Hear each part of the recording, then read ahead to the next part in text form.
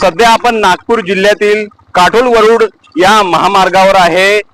NHAI मार्फत काही वर्षापूर्वी हा 1800 कोटीचा रोड बनवण्यात आलेला होता आणि याच दरम्यान या रस्त्याची जर आपण एकंदरीत परिस्थिती बघितली तर याला मोठ्या प्रमाणामध्ये तडे गेलेले आहे। संपूर्ण रोड हा फाकलेला दिसत आहे।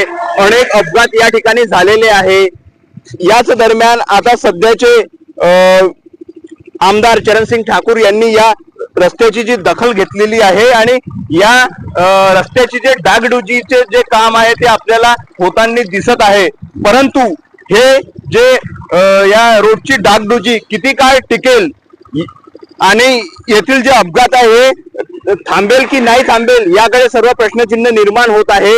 ह्या रोडची जी एकंदरीत परिस्थिती बघितली तर येथील जे वाहतूक आहे रोडचं जे वाहतूक करणारे आहेत यांना कसा दिलासा मिळेल या अपघातापासून किंवा हा रोड त्यांच्या वाहतूक व्यवस्थेसाठी कितपत त्यांना उपलब्ध होईल याकडे सर्वांचं लक्ष वेधलं जात आहे। विदर्भ न्यूज तर्फे रितेश सिंगारे, काटोल।